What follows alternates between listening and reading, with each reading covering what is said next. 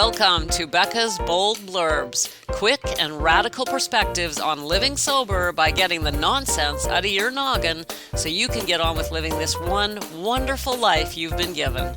Let's get to it.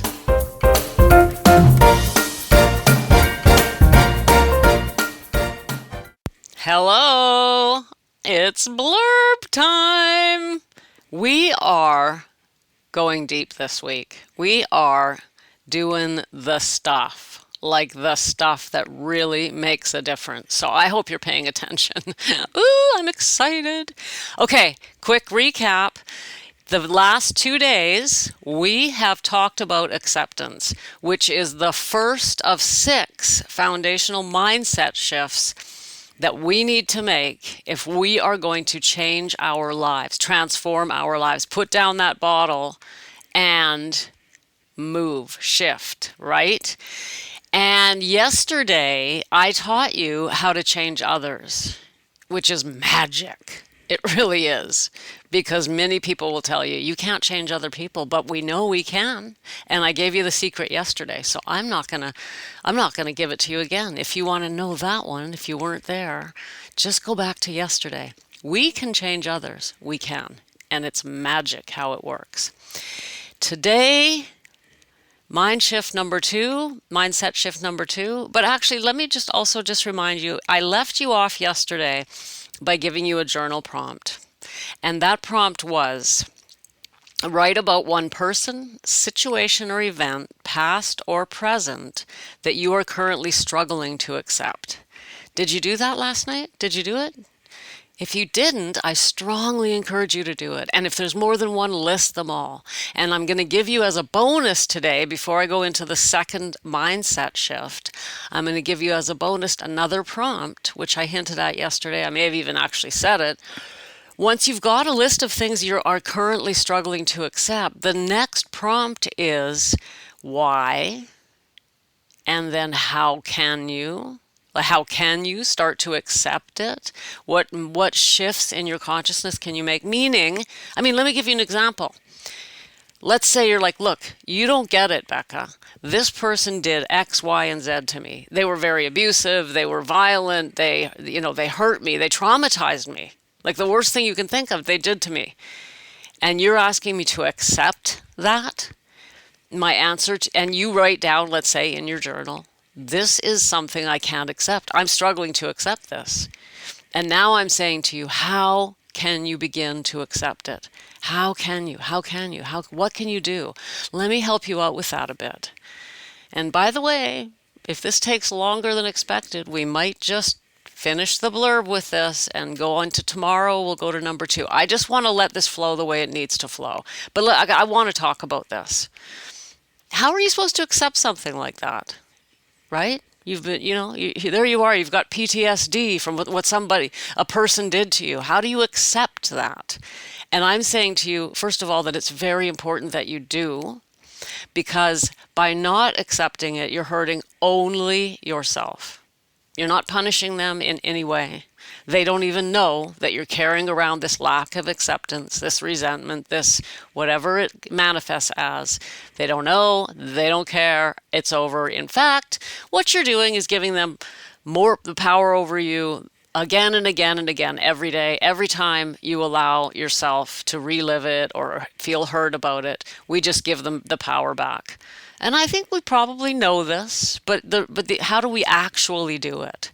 And then I also hear from people, well, if I accept it, that's giving them a break. That's like saying it's okay. No, it isn't. It's not okay. But it's also not okay that we allow them to continue to torment and torture us and traumatize us by having a mind and a heart filled with lack of acceptance. So if we do know there's nothing we can do about it, we can't go back and change them. We certainly don't want to go down the pathway of revenge. That would be really damaging to us. So how do we accept it? This is a big question for you that you need to look at in your journal. You need to ask yourself how. Now, if you've read my book, Or if you know me at all, you know that I have a best-selling memoir out there, an international best-selling memoir, which is doing amazing, by the way. I was just talking to my publisher, and it's going berserk, that book. I'm amazed. I don't know why I'm amazed. See, listen to that. But anyway, in the book, in one of my book consists of 13 stories. And the feedback I've gotten about it is once I started reading your stories, I couldn't put it down. And it's true. I mean, I understand that because the stories are good. They're very short, and they catch your attention. They keep you like, wow, what? And then at the end of each story, you're like, oh my God, what's the next story? It's that kind of book. Easy, short read, but very powerful stories, and they're all my life. Now, I'm telling you this for a reason. In one of the stories, I was horrifically traumatized by an individual in my 30s. He tried to kill me over and over and over, very violently. I don't really feel like going into it here, just because I want to keep talking to you. I don't want to get sidetracked. It's in the book. I spent a couple of decades in complete and total lack of acceptance, the opposite of acceptance. Fear, resentment, anger, trauma, right? Anxiety. And I can tell you right now, from all truth and honesty, that I have not only accepted those events in my life and that individual, but I've forgiven him. It's doable. It really is doable. How? It took a bit of time, but I eventually, one way, it was two things really. I think the thing that really drove it home was, one, I didn't want him having any more power over me. He hurt me enough that you know what, I'm done. You're done hurting me. Every time I think about you and I hate you, I'm hurting myself. I'm done doing it. God, please don't let me hate that man. God, please don't let me hate that man. Hate will kill us. It eats away our guts and our liver and our heart and gives us cancer and horror, like does horrible things to our body and our psyche and I pray, please don't let me hate anyone because it's damaging to me.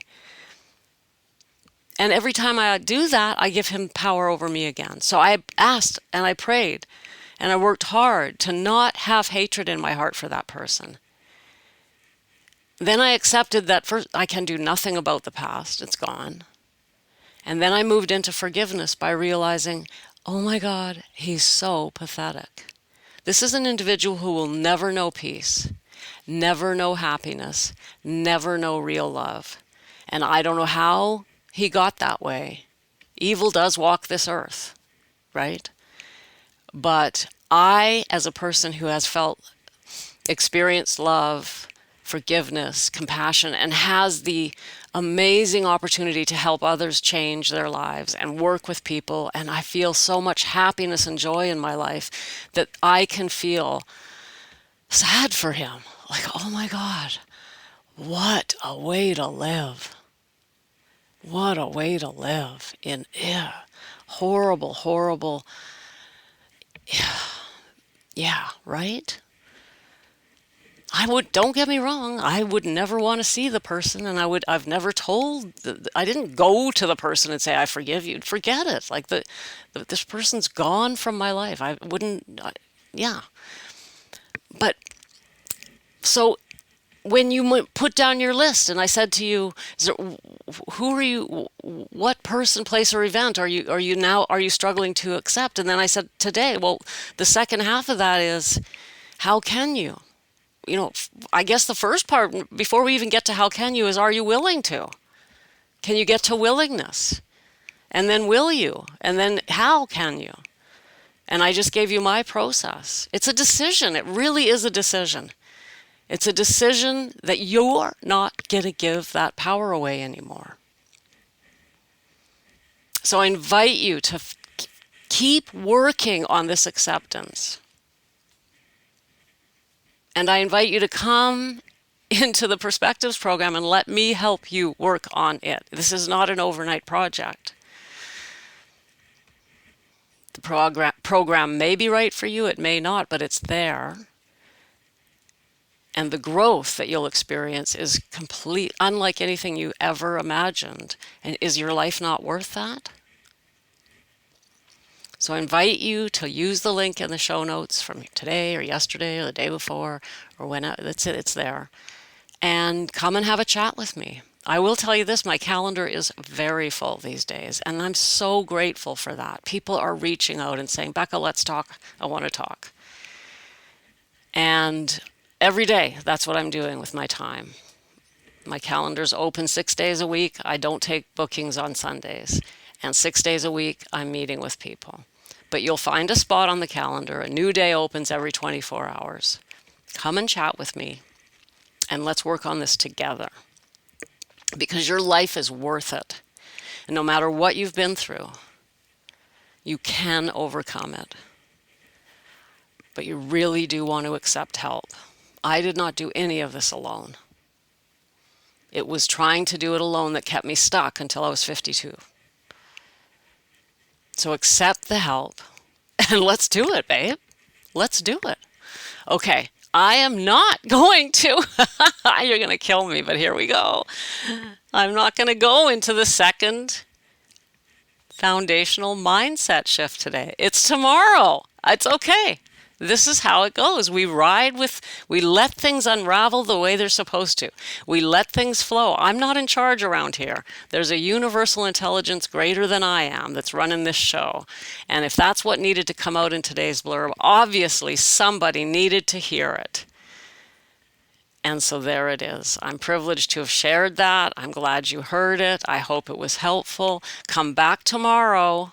And I promise, this time I promise, we will do number 2 in our list of 6 foundational mindset shifts that need to be made. And that's what we're working on, is 6 things. We're still on number 1 because it was so huge. But don't worry, we'll get there. I'm with you, I'm not going anywhere. Sending you love, and I'll be talking to you soon. Bye for now. Thanks for popping in. Be sure to come back tomorrow so we can keep your head on straight. Sending you buckets of love.